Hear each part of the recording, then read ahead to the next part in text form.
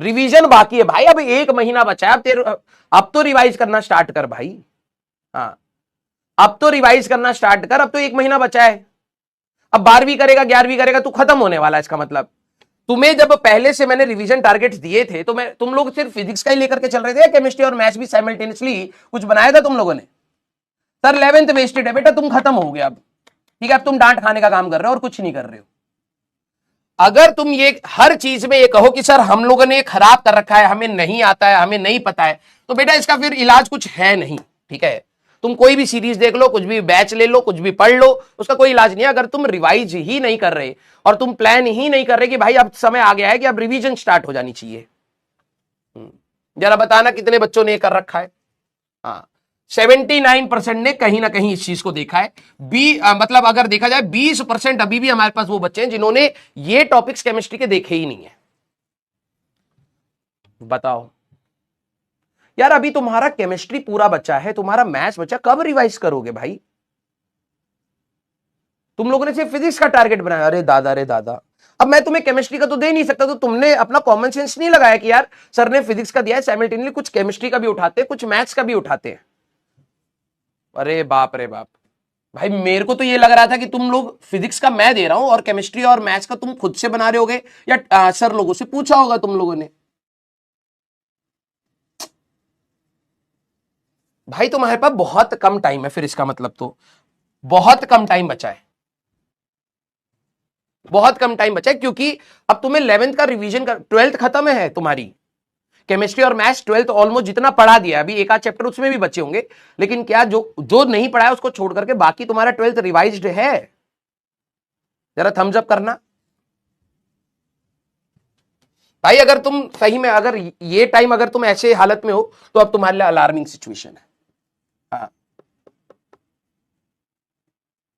जो बच्चे एक चीज बात बोलूं, बुरी लगेगी तुम्हें, सर 11th वेस्टेड है, तू 1 महीने में सुधार भी नहीं पाएगा। तेरे को क्या लग रहा है, तेरे को ये वर्ड बोलने से तेरी सुधर जाएगी फिजिक्स या केमिस्ट्री या मैथ्स? जो बच्चे सोचते हैं ना कि मेरी 11th वेस्टेड है सर, मैं अब 1 महीने में अबे ऐसे नहीं होता यार। तेरे को कॉन्टिन्यूसली थोड़ा थोड़ा सा खुद से भी देखना पड़ेगा, खुद से कलम चलानी पड़ेगी। अब मेरे को पता है आखिरी में तुम क्या करने वाले हो, तुम सिर्फ लेक्चर देखने वाले हो और तुम्हें लगेगा लेक्चर देख करके कुछ हो जाएगा। नहीं होगा।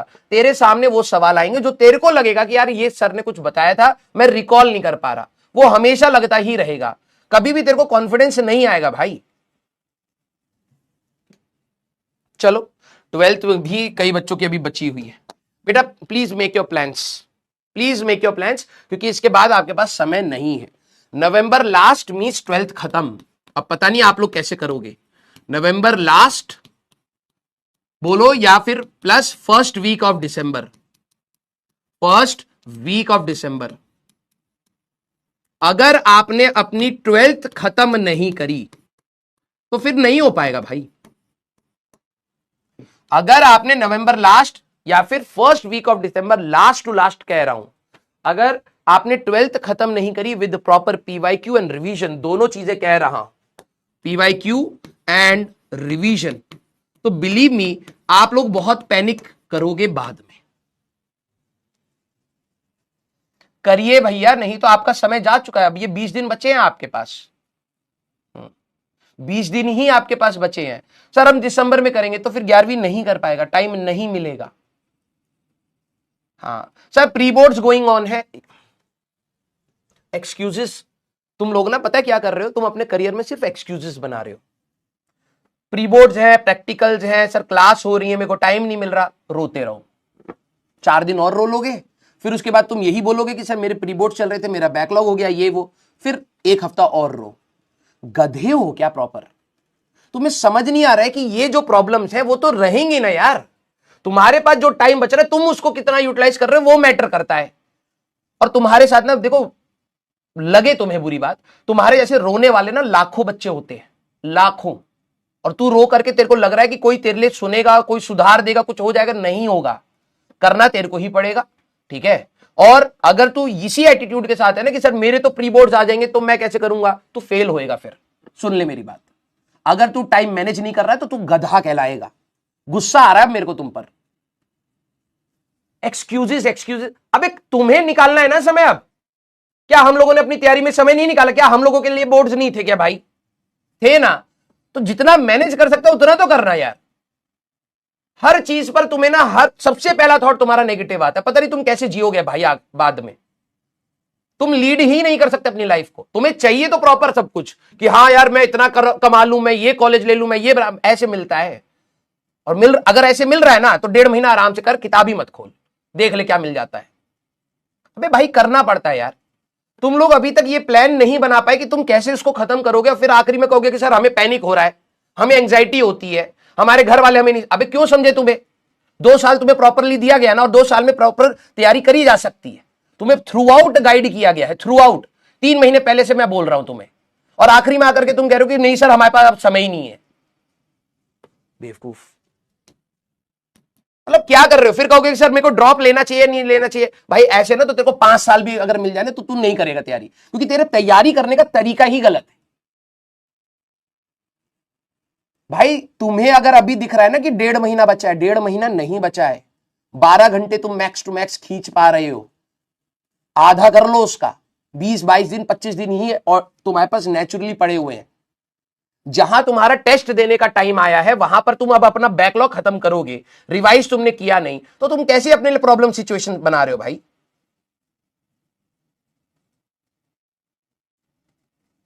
पता नहीं, देख लेना भाई।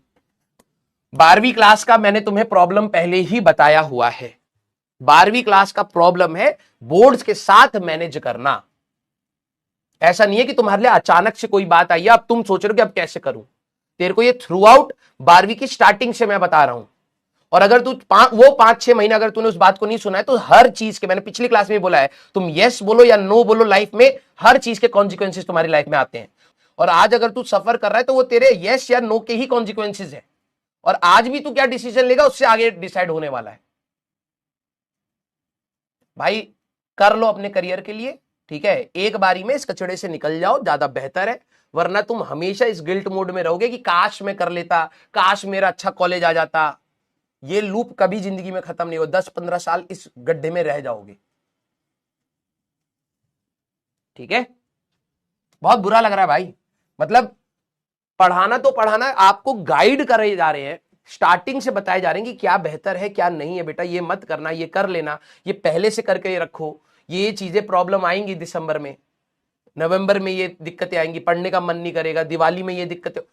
हर चीज पर तो तुम्हें गाइड करा है, हर चीज पर कंटेंट भी दे रहे हैं, कोशिश भी कर रहे हैं कि भाई हर चीज समझा पाए, ठीक है? क्लास, लाइव क्लास में आपके एडवांस की सारी चीजें डिस्कस कर ले जाए। लेकिन आपके एंड पर क्या है? आपको बस ये चाहिए कि यार मेरा टीचर बेस्ट होना चाहिए, मेरा कंटेंट भाई बेस्ट। अबे उससे सिलेक्शन होता है क्या? तेरे को लग रहा है कि सिर्फ टीचर की वजह से सिलेक्शन होता है?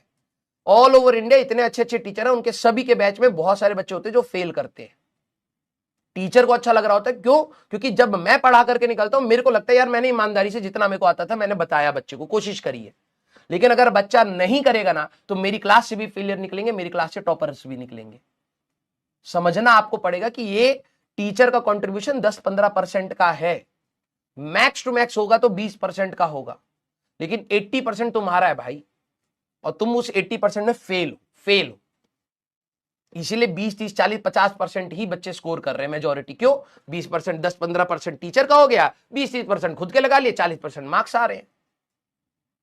भाई अपना उठा लो अभी परसेंटाइल, ये मौका है, ठीक है? ड्रॉप का सोचो मत, और इसी अटेम्प्ट में करने की कोशिश कर लो, बेहतर हो जाएगा। वरना आपके पास एक सीरीज ऑफ डिप्रेशन, जो तुम्हारे लिए वर्ड्स बन चुके हैं, उसमें तुम गिरोगे, कोई नहीं निकालेगा भाई। हर कोई अपने लाइफ में बिजी है, हर कोई अपने लाइफ के स्ट्रगल्स देख रहा है, तुम्हारे लिए कोई नहीं खड़ा होगा, ठीक है? अगर तुम अपने लिए ही नहीं खड़े हो, क्या बताएं? आखिरी मोमेंट पर आकर बता रहे हैं हमने फोटो इलेक्ट्रिक इफेक्ट नहीं पढ़ा है, बताओ। और सपने हैं जेई एडवांस निकालने के। तुम्हें लगता है कि तुम्हारे जैसी इस टाइप की सोच वाला बच्चा जेई एडवांस सीरियसली देना चाह रहा होगा? या जो बच्चा रैंक लाएगा वो ऐसा बोलेगा सर मेरे को फोटो इलेक्ट्रिक इफेक्ट नहीं पता? कहां से स्कोर करेगा भाई? कहां से स्कोर करेगा? सर मेरी 11th वेस्टेड है। तो 11th वेस्टेड है तो बीच में क्या तूने टाइम नहीं निकालना चाहिए था बेसिक चीजों के लिए? आयनिक इक्विलिब्रियम टफ था, थर्मो तेरे लिए टफ थी, लेकिन कुछ बेसिक चीजें तो चाहिए थी ना यार इस केमिस्ट्री को भी सॉल्व करने के लिए। एटॉमिक स्ट्रक्चर तो फंडामेंटल है, केमिकल बॉन्डिंग तो फंडामेंटल है। Excuses, list of excuses, nothing else. और भाई देख लो, सीधी सी बात है, आपके एक्सक्यूजेस से ना सिर्फ आप गड्ढे में गिरते हो, ठीक है। आप चाहे जितनी भी चादर पहन लो उसके ऊपर कि नहीं भाई ये दिक्कत वो दिक्कत, 2 दिन लोग एक्सेप्ट करेंगे, तीसरे दिन गाली देंगे। ये सच बात है, सच बात है, ठीक है। लोगों को ज्यादा फर्क नहीं होता किसी से। और इवन तुम्हारे पेरेंट्स भी कह रहा हूं, तुम चाहे जितना भी बोल लेना,